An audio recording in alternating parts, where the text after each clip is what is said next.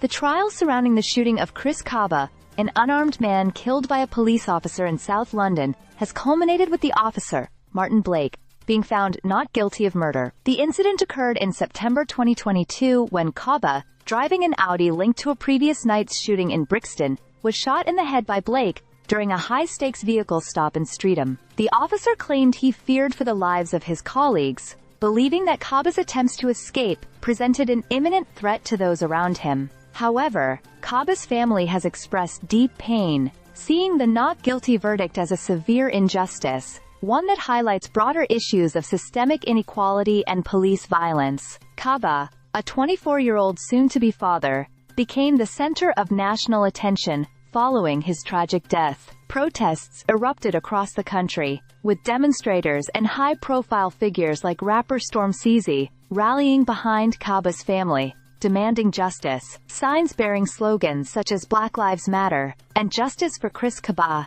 echoed the sentiments of many who felt that this was another example of racial injustice within the policing system. During the trial, the court was shown evidence from the moments leading up to the fatal shot, including body cam footage.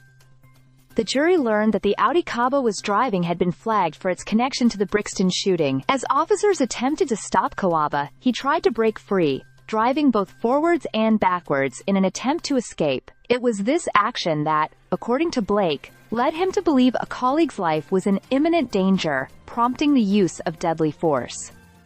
A fellow officer testified that he too would have fired had Blake not acted when he did. Despite the court acknowledging the complexities of the case, Kaba's family remains devastated, feeling that justice has not been served. The Metropolitan Police Commissioner, Sir Mark Rowley, supported the officer, stating that while no police officer is above the law, the system holding firearms officers accountable is flawed. He emphasized the need to maintain the morale of police officers who face life-and-death decisions in their line of duty, while also recognizing the deep distrust within the Black community toward the police. The verdict has left the Kaba family resolute in their pursuit of justice, vowing not to remain silent.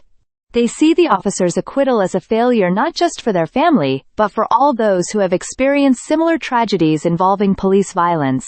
Their ongoing fight for accountability reflects a broader societal struggle to reconcile the complex relationship between law enforcement and the communities they serve. As public debates continue over the handling of such cases, it's clear that the aftermath of Chris Kaba's death is far from over, with many calling for systemic change in how the police are held accountable for the use of lethal force.